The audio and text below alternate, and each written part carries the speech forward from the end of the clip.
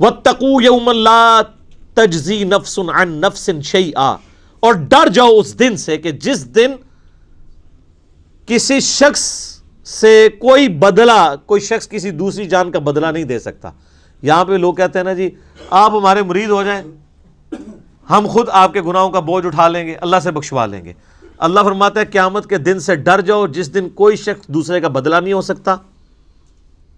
حتیٰ کہ بخاری مسلم میں حدیث ہے، سیدہ فاطمہ جنتی عورتوں کی سردار ہے، اور بخاری اور مسلم میں موجود ہے سیدہ عائشہ سے سیدہ فاطمہ سلام اللہ علیہا جنتی عورتوں کی سردار ہے.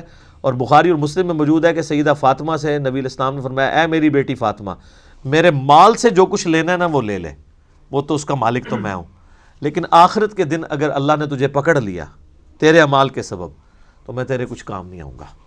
تو قرآن میں لکھا ہوا ہے.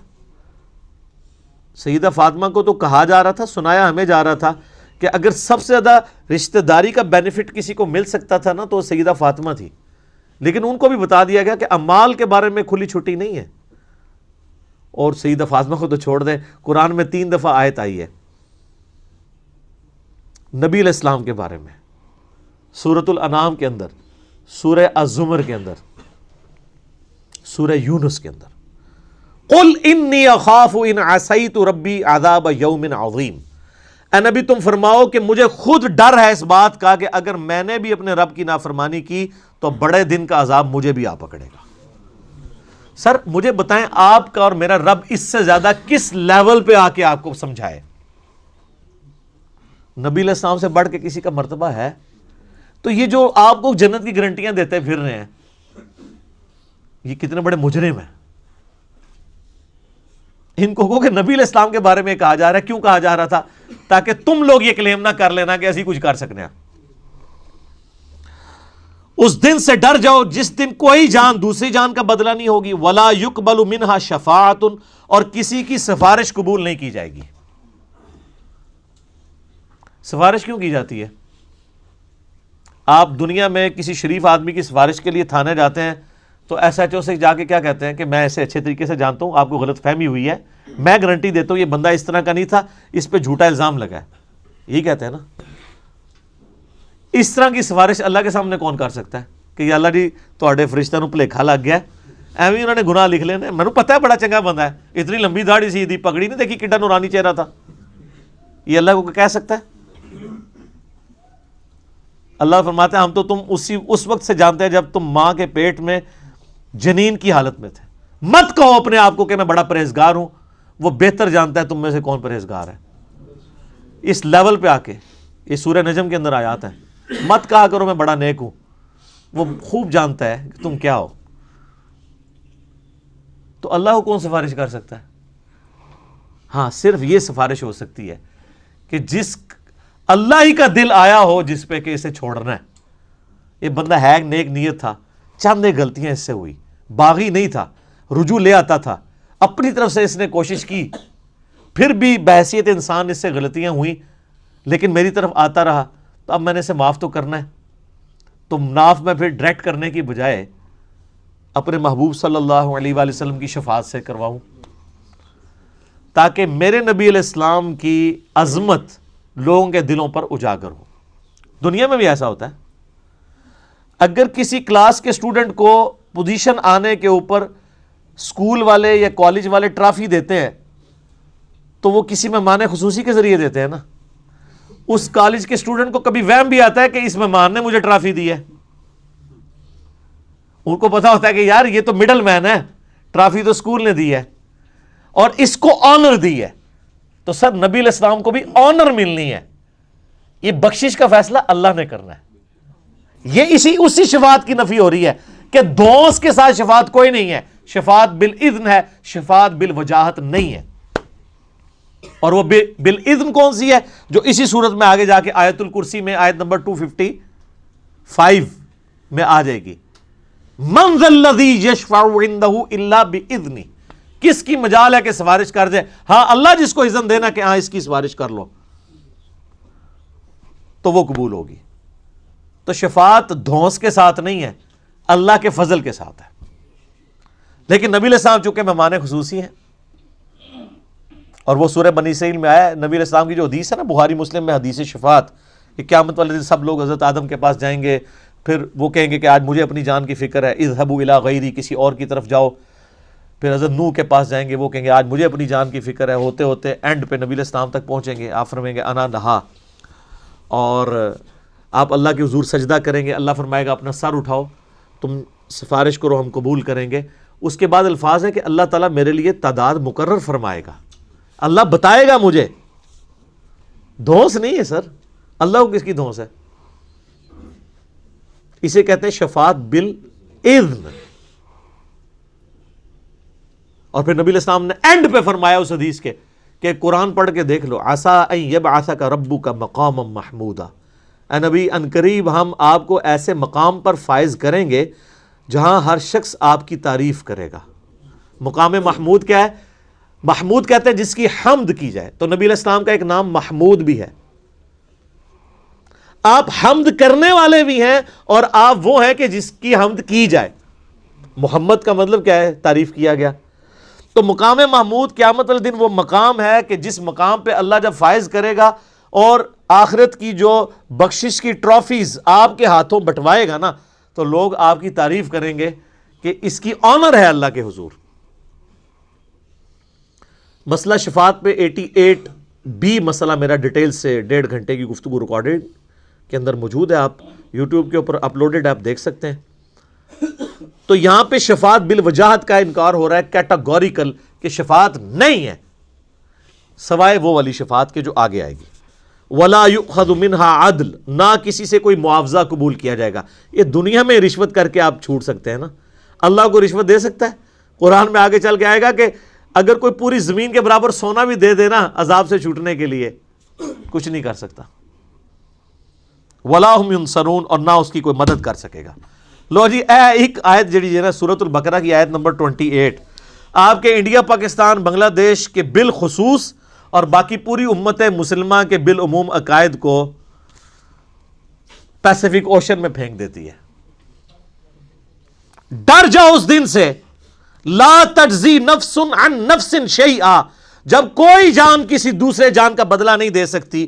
ولا یقبل منها شفاعہ، نہ کوئی دھونس کے ساتھ شفاعت کر سکتا ہے. ولا یؤخذ منها عدل، نہ کسی سے کوئی معاوضہ قبول کیا جائے گا. ولا هم ينصرون، اور نہ کوئی کسی کا مددگار بن سکے گا. 4 چیزوں کا انکار آ گیا. اونٹ پیر تو کتنے گئے؟ تو بیچارے آپ کو ٹھیک ہی تو کہتے ہیں، آپ کیوں نہیں مانتے کہ قرآن حدیث ڈائریکٹ نہیں پڑھنا گمراہ ہو جاؤ گے؟ بالکل ٹھیک کہہ رہے ہوتے ہیں. ان کی ڈاکٹرن میں آپ گمراہ ہو جائیں گے اور قرآن کی ڈاکٹرن میں ہدایت پہ آ جائیں گے. یہ بھی سورۃ الاعراف میں آیت آئے گی کہ جس کا گیئر الٹا لگ جائے، اللہ تعالیٰ فرماتا ہے اس کو ہدایت کا راستہ گمراہی نظر آتی ہے، گمراہی کا راستہ ہدایت نظر آتی ہے. اور اللہ سے ڈر جائیں اس معاملے میں کہ کسی شخص کو گمراہی ہدایت نظر آنا شروع ہو جائے اور ہدایت گمراہی. اور اسی چیز کو قرآن حکیم میں کئی جگہ کہا گیا ہے، شیطان نے ان کے برے اعمال ان کی نظروں میں سنوار دیے ہیں. اور یہ بڑا خطرناک معاملہ ہوتا ہے جب کہ شیطان انسان کو نیکی کے کام کروانا شروع کر دے نیکی کے نام کے اوپر، حالانکہ وہ ہو برائی کے کام. سلطانہ ڈاکو، بڑے اسمگلر، بڑے بڑے پراپرٹی ڈیلرز لوگوں کی زمینیں ہتھیا کے 1 لاکھ بندے کا دسترخوان چلا رہے. تو شیطان نے ان کے برے اعمال ان کی نظر میں سنوار دی. ان کو یہ حرام کا پیسہ کمانا نظر نہیں آ رہا، ان کو نظر آ رہا ہے کہ یار ہم اتنے غریبوں کو کھانا کھلا رہے ہیں. اچھا، یہ دنیا میں اس کی تعریف ہوگی، اللہ کے ہاں 0 سے ملٹیپلائی ہے. اللہ کو دھونس نہیں ہے نا. یہ روب تو آپ پہ چل سکتا ہے نا، اللہ کے لیے کوئی روب ہے کسی بندے نے 1 لاکھ کو کھلایا؟ سر جو روزانہ لاکھوں ویل مچھلیوں کو کھانا کھلا رہا ہے پیسیفک کے اندر اور اٹلانٹک کے اندر، جو ایک چھوٹے ویل مچھلی کی جو ایک وقت کی خوراک 500 کلو گوشت ہے، آدھا ٹن ایک وقت کا چھوٹی ویل کھاتی ہے، جو ملینز آف ٹن گوشت لاکھوں ویلوں کو روزانہ کھلاتا ہے، اس کے سامنے 1 لاکھ کا دسترخوان تو ایک ویل مچھلی سے پورا ہو جاتا ہے. اس کو کوئی یہ کہے گا کہ جی میں 1 لاکھ بندے کو کھانا کھواتا تھا، اور کہاں سے کھلاتا تھا؟ اس کے دیے ہوئے میں سے، جو اللہ نے اس کو دینا تھا لیکن اس نے حرام کے طریقے سے لوٹا.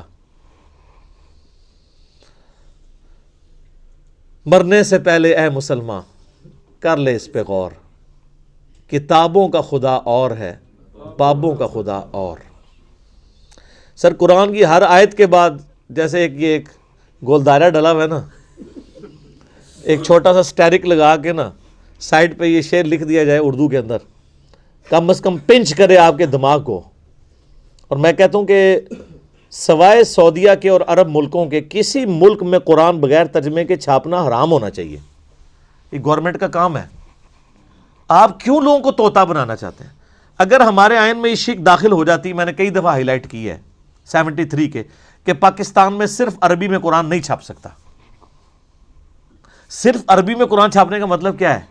آپ لوگوں کو یہ بتا رہے ہیں کہ صرف عربی پڑھنی ہے، یہی بتانا چاہ رہے ہیں نا؟ تو کتنا بڑا ظلم کر رہے ہیں۔ قرآن اس لیے نازل ہوا ہے، کہتے ہیں دنیا میں سب سے زیادہ پڑھی جانے والی کتاب قرآن ہے، لیکن اس کا جو سائملٹینیس کنٹراسٹ ہے کہ دنیا میں سب سے زیادہ بغیر سمجھ کے پڑھی جانے والی کتاب کون سی ہے؟ قرآن۔ یہ اتنا بڑا تماچا ہے اس امت کے منہ کے اوپر۔ تو قرآن انڈیا، پاکستان، بنگلہ دیش کے اندر، رشیا کے اندر، ایران کے اندر بغیر ان کی نیٹو لینگویج کے ترجمے کے چھپنا ہی نہیں چاہیے، بلکہ گورنمنٹ کا کام ہے کہ صرف عربی میں جو قرآن چھپے ہوئے ہیں یہ ریٹریو کریں مسجدوں سے، اور اس کی بجائے وہ رکھیں۔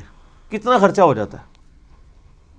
سعودیہ والے دیکھیں نا، جو بندہ حج عمرے پہ جاتا ہے، حج والوں کو تو وہ ایٹ لیسٹ قرآن پاک ایک ان کی زبان میں دیتے ہیں۔ چائنیز آئے ہوئے ہیں تو چائنیز کو چائنیز لینگویج میں دیں گے، ملائی لینگویج میں دیں گے ملیشینز کو، پاکستانیوں کو اردو ترجمے والا دیتے ہیں۔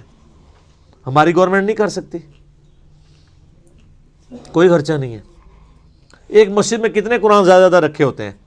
15-20، اس سے زیادہ نہیں ہوتے۔ 15-20 قرآن تو ایک محلے میں لوگ خود خرید کے وہاں پہ رکھ سکتے ہیں ترجمے والے۔ صرف گورنمنٹ اس کے اوپر چلان کرنا شروع کر دے کہ بغیر ترجمے والا قرآن جس کی مسجد سے ملا اور مولوی نو اندر کریں گے۔ اچھا سر، یہ اناؤنسمنٹ ہونا تو آپ دیکھیے گا سب سے زیادہ مخالفت کون کریں گے؟ کیوں؟ علماء تو ٹھیکیدار ہیں، علماء کو تو خوش ہونا چاہیے کہ لوگ، وہ تو کہتے ہیں ہم اسلام کی خدمت کے لیے بیٹھے ہیں، یہ اسلام کی خدمت ہی ہے ترجمے والا قرآن ہو۔ ان کو پیڑ کیوں ہوگی؟ تکلیف کیوں ہوگی؟ اڈا بند ہو جائے گا، اور ان کو یہ پتہ چل جائے گا بھی قرآن میں یہ کچھ انہوں نے پڑھ لیا کہ یہ مولوی رام خوری کرتے رہے ہو، کہیں گے دیکھو ساڑھے مولوی صاحب تسی بھی تو وہی کر رہے ہو نا، سانو تو اسی ممبر تے چڑھ کے ہے کہندے ہو، اور خود آپ اپنی جان کو بلائے بیٹھے ہوئے ہیں، اور یہ پرانے کام آپ نے بھی شروع کیے ہوئے ہیں۔ تو پھر ہر گلی سے، ہر مسجد سے انجینئرز نکلیں گے، تو اس ڈر سے وہ کبھی بھی یہ نہیں ہونے دیں گے۔ لیکن ہمت نہیں ہارنی چاہیے۔ میں کہتا ہوں جس کا جدھر انفلوئنس ہے نا، عربی والے قرآن نہیں نکال سکتے، کم از کم اگر 10 عربی والے ہیں تو 10 اردو ترجمے والے وہاں رکھ دیں۔ کل کو کوئی، اور اردو اور ترجمے والے قرآن کے ساتھ سب سے بڑا مسئلہ یہ ہے کہ یہ غلاف میں لپیٹے ہوئے ہوتے ہیں، وہ ویسے ہی نہیں کوئی کھولتا، کون اینج کر کے کھولے پھر اینج کر کے بند کرے۔ غلافوں کے، غلاف تو دشمن ہے قرآن کے، غلاف نہیں ہونے چاہیے۔ ہاں سامنے شیشہ لگا ہو، اچھی الماریاں بنی ہوئی ہوں، ڈسٹ پروف ہوں۔ قرآن کے اوپر غلاف کا کیا تک لگتا ہے؟ آپ خود مجھے بتائیں نا، 2 قرآن پڑھے ہو، ایک غلاف میں اور بغیر غلاف کے، آپ غلاف والے کو ہاتھ لگائیں گے؟ اتنا ٹائم کس کے پاس ہے یار؟ لیکن سعودیہ میں آپ دیکھیں نا، خصوصاً حرمین کے اندر میں نے دیکھا ہے، کمال کام کیا ہوا ان لوگوں نے۔ پیتل کی خوبصورت چھوٹے سائز کی انہوں نے اتنے سائز کی رکھی ہوئی ہیں الماریاں جو سامنے سے کھلی ہوئی ہیں، اور روزانہ ان کی صفائی ہوتی ہے، ڈسٹنگ ہوتی ہے، قرآن جتنے رکھے ہوئے ہیں ان کی۔ اور جیسے ہی کوئی ایسا موسم آتا ہے نا جس میں ہیومیڈیٹی بڑھ جاتی ہے تو وہ شیشہ پلاسٹک جو ہوتا ہے نا، اس کی سامنے لیئرز لگا دیتے ہیں، وقتی طور پہ لٹکا دیتے ہیں تاکہ گیلے نہ ہوں قرآن، اور پھر جب موسم کھل جاتا ہے پھر وہ ہٹا دیتے ہیں۔ مساجد کے اندر بھی، شوکیس کے اندر، میں نے نہیں، وہاں کو غلاف کے اندر میں نے قرآن نہیں دیکھا سعودیہ پورے میں کہ غلاف کے اندر قرآن پڑھا ہوا ہو۔ تو بالکل صحیح اپروچ ہے۔ اور آپ اس لیے عربیوں کو دیکھیں گے، عربی قرآن بہت زیادہ پڑھتے ہیں۔ نماز میں اگر 10 منٹ رہ گئے نا، انہوں نے سنتوں سے فارغ ہو گئے نا، سیدھا قرآن جا کے پڑھنا شروع کر دیتے ہیں پکڑ کے۔ یہ خیر لادہ بات ہے کہ پھر وہ مس ہینڈل بھی کرتے ہیں کہ جماعت کھڑی ہوئی ہے تو وہیں ایسے رکھ دیتے ہیں، بعض کا جوتیوں کے ساتھ ہی رکھ دیتے ہیں، یہ اس مس ہینڈلنگ لادہ بات ہے۔ لیکن قرآن یہ چاند ایک، جس طرح جاہل گنوار یہاں موجود ہے وہاں بھی موجود ہیں، لیکن اوورال قرآن کے ساتھ جو ان کا شغف ہے نا، ظاہر ان کی اپنی زبان کے اندر ہے، وہ نظر آتا ہے۔ باقی پریکٹیکلی اگر آپ کہیں کہ ان کی زندگی میں کوئی فرق پڑا ہوا ہے تو وہ تو اسی وقت پڑے گا نا جب قرآن جو ہے وہ کبھی فزکس کی کتاب چومنے سے یا صرف تلاوت کرنے سے فزکس نہیں آپ کو آئے گی جب تک آپ اس کو سمجھیں گے نہیں. تو سر فزکس سمجھے بغیر نہیں آ سکتے, قرآن سمجھے بغیر کیسے آ سکتا ہے جب تک آپ اس کے اوپر تفکر نہیں کریں گے. اب اللہ تعالیٰ نے اتنی زوردار دعوت کے بعد اور صحیح جھنجھوڑنے کے بعد نا اب ان کو کہا ذرا اپنی ہسٹری دیکھو تم. یہاں سے اب ہسٹری شروع ہوئی ہے. اب مسلسل کئی رکوع بنی اسرائیل کی ہسٹری چلے گی جو ان کی تاریخ میں بڑے بڑے واقعات ہوئے تھے. چونکہ وہ یہودیوں کو تو واقعات پتہ تھے اس لیے وہ واقعات یہاں صرف اشارتاً ذکر ہوئے ہیں ایک ایک آیت کے اندر. ہم انشاءاللہ اس کو ڈیٹیل سے بیان کریں گے چونکہ یہودیوں کو یہ پتہ تھا کہ یہ ہوا تھا. مثلا اگر میں مسلمانوں کے بچے کے سامنے کہوں کہ مسلمانوں کا پہلا غزوہ بدر تھا, اب اس کو پتہ ہے کہ بدر کے اندر 313 مسلمان تھے, کافر 1000 کے قریب آئے تھے, مسلمان اس طرح تھے. یہ اوورال تھوڑی ہسٹری پتہ ہی ہوتی ہے. یہودیوں کو اپنی ہسٹری تو پتہ تھی لیکن اللہ تعالیٰ نے ایک دفعہ وہ پنچ کروایا کہ تم نے کس کس موقع پہ اپنے رب کے ساتھ غداری کی اور پھر اس کے اوپر اللہ کی طرف سے تم پر کوڑا پڑا.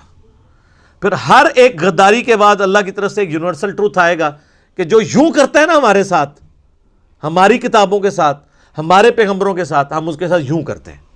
تو یہ پڑھتے ہوئے ڈاکٹر سراج صاحب رحمہ اللہ تعالیٰ اکثر کہتے تھے کہ یہ پڑھتے ہوئے اسے ایک ہسٹری کے طور پہ نہ پڑھیے گا, اس اعتبار سے بھی پڑھیے گا کہ ہماری امت پہ یہ کہاں کہاں فٹ ہو رہی ہیں چیزیں. ہم نے بھی وہی حرکتیں دہرائیں جو میں نے حدیث بھی بیان کی کہ وہی خرابیاں پیدا ہوں گی جو یہود و نصارہ میں ہوئی.